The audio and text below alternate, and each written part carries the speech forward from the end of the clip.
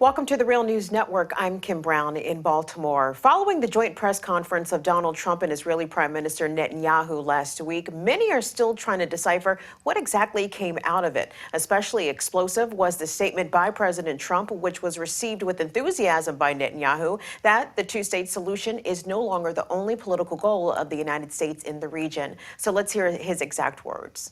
So I'm looking at two-state and one state. And I like the one that both parties like. I'm very happy with the one that both parties like. I can live with either one. I thought for a while the two-state looked like it may be the easier of the two. But honestly, if Bibi and if the Palestinians, if Israel and the Palestinians are happy, I'm happy with the one they like the best. This sends a clear message to the Israeli government that it has a choice. Now, many senior members of the Israeli government are openly saying that the occupied West Bank, or parts of it at least, should be immediately annexed by the state of Israel. But what about the Palestinian government? In the last few days, it has said very little about the press conference. The PLO Secretary General Saeb Erekat issued a quick statement. What Netanyahu is thinking about, the one state, two systems, the military government imposed on Palestinians is apartheid. This is not doable in the 21st century. This is not sustainable in the 21st century. So undermining the two-state solution will spell disaster on Palestinians and Israelis, and that's the truth. Joining us now from Germany is our Real News Network correspondent, Shir Hever, to talk about this. Shir, welcome. Thanks for having me, Kim. So Shir, let's be kind of clear, or as clear as we can, about what came out of that press conference with Prime Minister Netanyahu and Donald Trump, because as you said, Netanyahu seemed extremely enthusiastic about what Trump was saying. So what did Trump firmly say regarding the Israel-Palestine two-state solution from the United States perspective?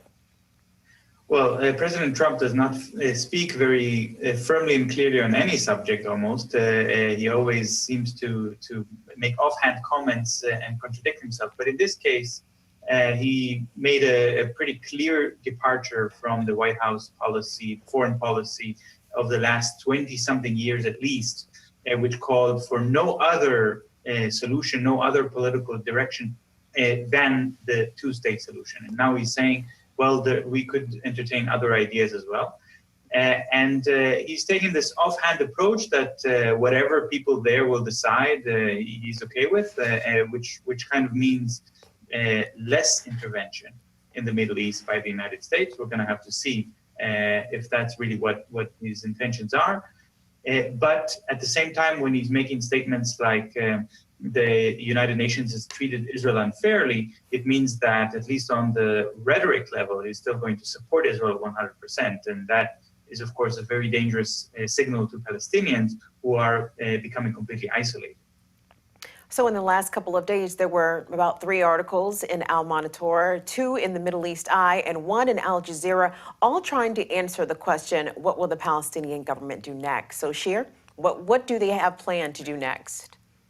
Indeed, that's a very big question, because they almost said nothing about this press conference and this very abrupt shift in policy coming from the United States. We would expect the Palestinian government to be up in arms about this, especially that if indeed the two-state solution will not be pursued anymore, that means there will be no Palestinian government anymore. All these people will lose their jobs. Basically, the whole reason to exist of the Palestinian government is framed in the Oslo Agreements as an intermediary step towards an independent Palestinian state, which would be established alongside Israel. If there is no Palestinian state in the future, then what we're going to see actually is a different political arrangement within Israel, within the Palestinian society, where they would have to try to integrate into the Israeli political system. Whether they would be allowed to do that is a different question.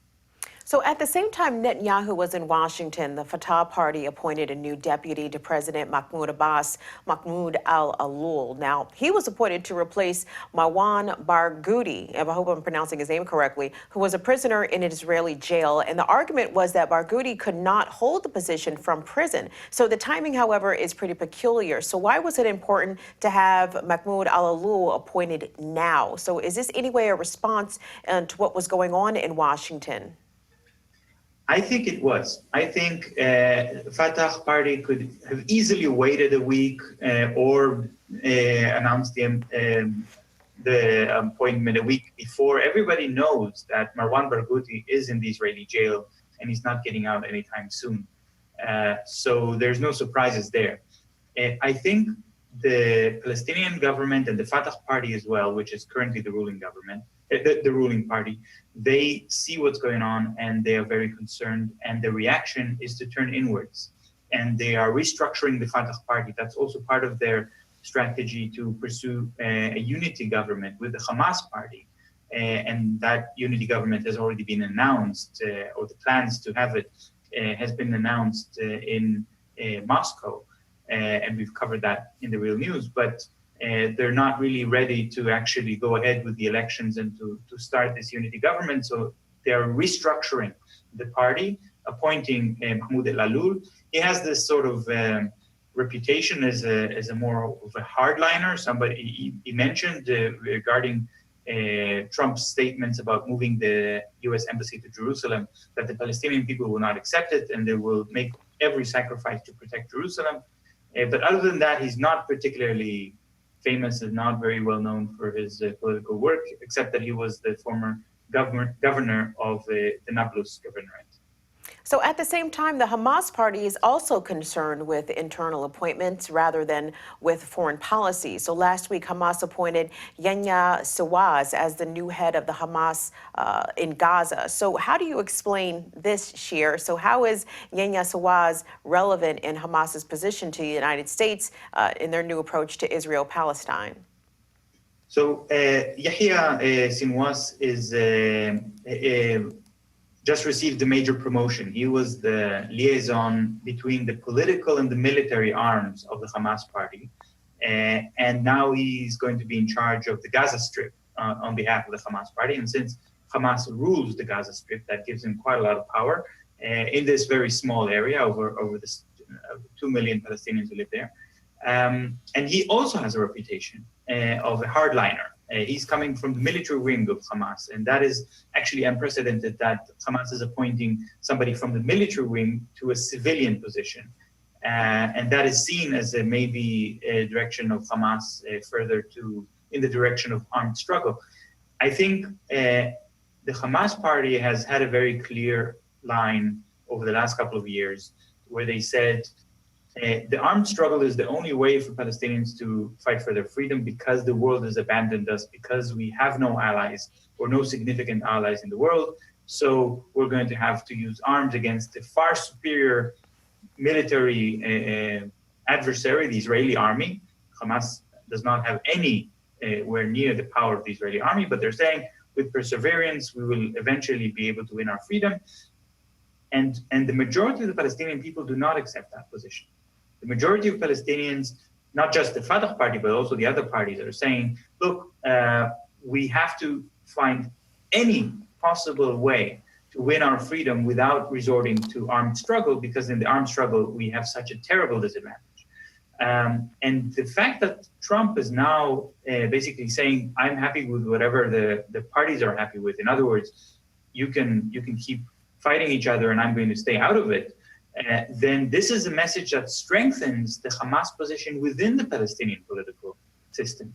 So among Palestinians, now Hamas are able to say, look, we were right all along.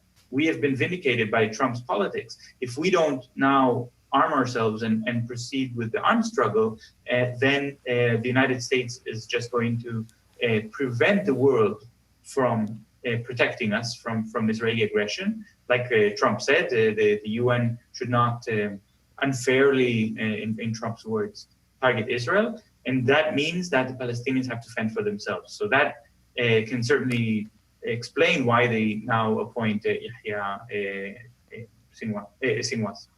But Shir, but many Palestinians are not shy about showing their direct support for the one-state solution, which Trump mentioned. But their vision of the one state, and Netanyahu's vision, the same. I don't think that they are. So, in what way is the situation right now not one state already? Actually, well, there is one sovereign state in the whole area controlled by Israel, and that includes the West Bank, includes the Gaza Strip, and the Syrian Golan Heights, and of course, the legitimate state of Israel in the middle. And all of that area is now controlled by one government, which controls the taxes, the army, entrances and exits, who can be a citizen, and so on, the borders, everything. And for many in the Israeli government, well, the vast majority in the Israeli government and the Israeli public, they say, well, let's just keep that situation as it is. This is the situation that Saeb Erekat called an apartheid situation, and he's absolutely right. Now, what we see is emerging in the Israeli government are more voices that say, well, in order to stabilize the situation, maybe we have to allow some Palestinians the right to vote. And that means that annexing the West Bank or parts of the West Bank would also make the Israeli state larger, but also the Israeli political society larger. That means Palestinians will be allowed to join this political structure, which of course means the death sentence of the Palestinian government. Now, there are, however, many Palestinians, especially that's very prevalent among Palestinians in the diaspora. There are many Palestinian refugees and their children and grandchildren who live all around the world, and they are saying, yes, let's have a democratic state in the whole area. That means that all the Palestinians will have equal rights, full citizenship, and a right to vote, which would turn Israel, or or by whatever name it chooses to continue to exist, it could also change its name. But even if we still call it Israel, it would become a democratic state and no longer an apartheid state. So Shir, just before the press conference, Netanyahu announced that a new colony will be established and thousands of houses will be built in existing illegal colonies. So some senior Palestinian politicians saw this as justification to make an appeal to the International Court of Justice in The Hague. So why haven't they made this appeal as of yet? This promise by Netanyahu to start a new colony, he reiterated it after the press conference with Trump, even though at the press conference, Trump has pointed to him and said, you're going to stop with construction of colonies for a while. He called them settlements. And Netanyahu had no choice, of course, but to agree, because in that context, you don't start arguing with the President of the United States. But then he goes back home to Israel and announces that he's going to build these colonies anyway. So, of course, Palestinians have every justification to go to the International Court, and the law is on their side. And that would put Israel in a very difficult position, because senior Israeli politicians would become suspects of a war crime.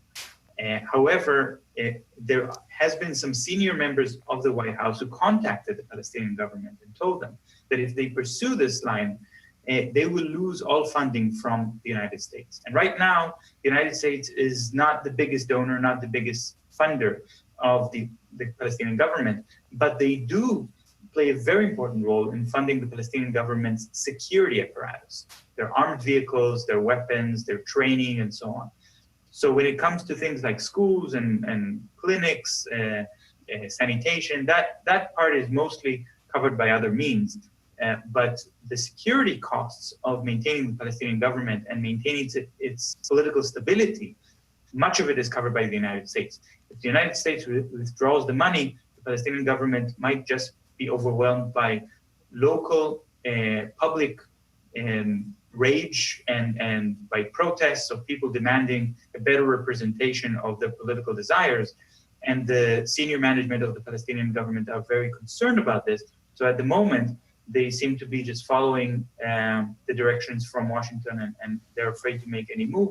But of course, in the long run, this further erodes their legitimacy in the eyes of the Palestinian people. Indeed. We have been speaking with our Real News correspondent, Shir Hever, joining us today from Germany. Shir, we appreciate your reporting today. Thank you. Thank you very much for having me. And thank you for watching the Real News Network.